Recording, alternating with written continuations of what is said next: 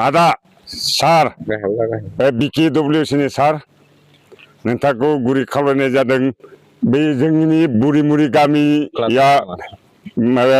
दैयाव गब'जोबनानै दं एसे फैनानै नायफैनानै भेरिफिकेसन खालामनानै इन्सपेक्सन खालामनानै जोंनो एसे अनसुंथाइफोर होफैबा गामिनि रायजो राजाफ्रा मोजां मोनगौमोन सार मा गामि बुरिमुरि बेसे बोसोरनिफ्राय दै लोमबाय दं बोसोरब्रै बोसोरबासो जाबाय मानि थाखाय जादों दै बानाया बै सेरेनु दै बानायनिफ्राय जादों बेसे टाइमाव जानाय दै बानाया दै बानाया आं गोसोआव गैला बुंगोन बारु हा दिनैनिया हरनि 3:30 जादों गंबेसे न'खरा दैबाना भुगिनानै दं 60सो न'खर 60सो दे जानानै दं लोगोखौ समानाव जागोन दे बे बुरिमुरि गामियाव दैबाना जागासिनो दङ बा नोंसानि न'खराबो दै लोमदों बा गुबुन गुबुनाबो लोमदों दा बेवहाय खैथासो समनिफ्राय जानाय दै बानाया फुंनि 4टानिफ्राय न'निफ्राय उन्दुना उथिनानै दैखौ लोमनाय नुबाय गोसायैनो लोमखादो दैयालाय ओमफ्राय ओंखाम संनोबो इसिङावबो दैया हाबबाय गथ'फ्राबो स्कुलाव थांनो दा ओंखामखौ माबोरै संगोन ओंखाम मोनजानाय नङा गथ'फोरा स्कुलाव थांबा ओंखाम मोनजालांनाय नङा होननानै न' गोजौ दङ इहाय संनानै जाबाय होमबाबो गथ'फोरा दिनै स्कुलाव थांनो मोनदिया आरो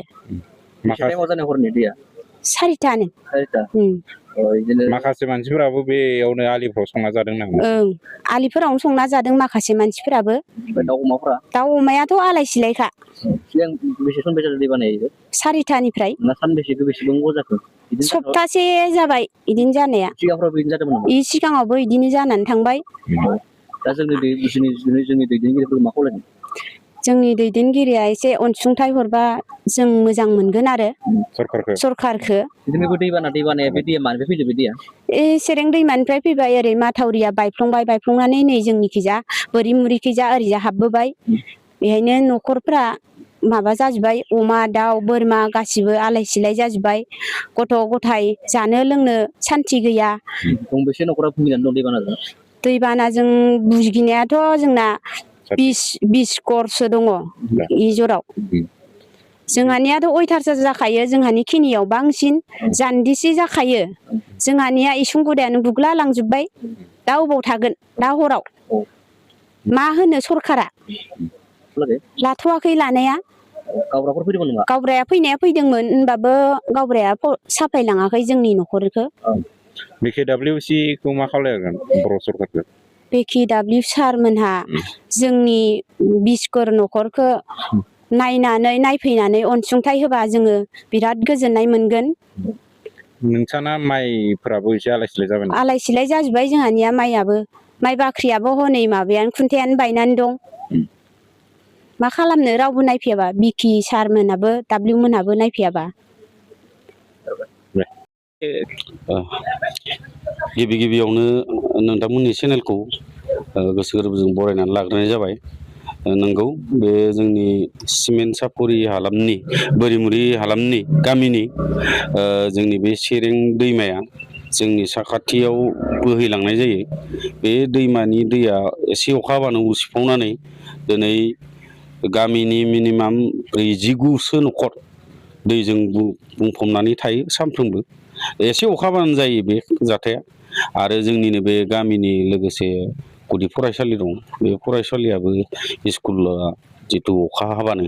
जों क्लासखौ लाहोनो हाया जायो बिदि समस्या जायो आरो माखासे खेथि फोथार दं बे दैमानि साखाथि फाखाथि बे खेथि फोथारफोराबो जोङो बोसोराव खेबनै खेबथामहालागै जों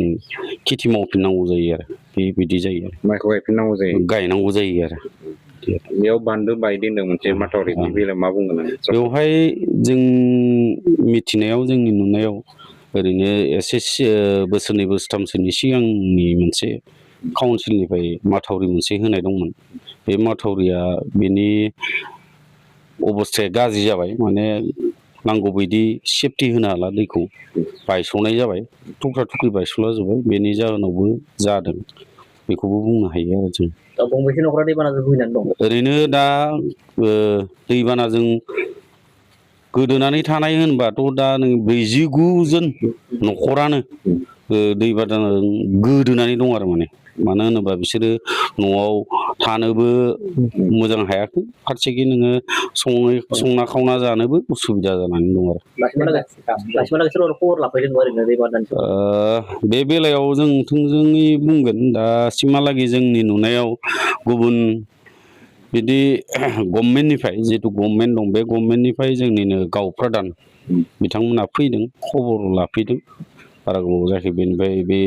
सार्कल अफिसनि अफिसार मण्डल बिथांमोना फैनानै खबर लाफैदों बेखौ जों नुदों बेनि अनगायै गुबुन जोंनि बे जाथायखौ नायनो बा दै लोमना जानायखौ नायनो गुबुन आफाद गुबुन जोंनि माहारियारि आफाद बेफोर बिथांमोना दिनैसिम दासिमहालागै नुजाथिफैथ'नाय जायाखै आरो जोंनि दैदेनगिरिफोरखौ मा खावलायगोन दैदेनगिरि माने सरकारखौ मा खालामगोन माने सरकारासो बेफोर बुस्थुखौ होनो हायो नालाय जोङो थोंजोङै सिगांनिफ्रायनो बुंबाय थाखादोंमोन जोङो माहारियारि आफादफोरनि सिगाङावबो जों रायजो जानानै थोंजोङै जों बिथांमोननि सिगाङाव फोरमायदोंमोन बे दैमाया जोंनि थाखाय बिराद मेजर प्रब्लेम जानानै दं फैबाय थानाय समाव जोङो स्कुलखौबो मोजां खालामनो हाया फारसेखै बिदिनो 49 न'खरफोरा दैजों गोदोसोनानै थानांगौ जायो बेनि सेफटिनि थाखाय जोङो बिथांमोनखौ माहारियारि आफादफोरनि सिगाङावबो जोङो रिकुवेस्ट खालामदोंमोन बेखौ नोंथांमोना गभर्नमेन्टजों जगाजग जानानै जोंनि बे खामानिखौ बे दैमाखौ सेफटि खालामनानै होनांगौ होननानै जों खावलायखादोंमोन थिग बेबायदि दिनैबो बे मिडियानि गेजेरजों आं नोंथांमोननि मिडियानि गेजेरजों बेखौनो बुङो फैबाय थानाय समाव जाहाथे बे दैमानि जिथु थासारि बे थासारिखौ माने मोजां खालामनानै जोंखौ सेफटि खालामनांगौ गामिखौ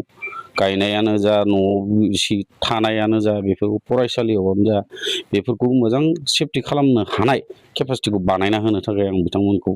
खावलायो दिनै नोंथांमोननि चेनेलनि गेजेरजों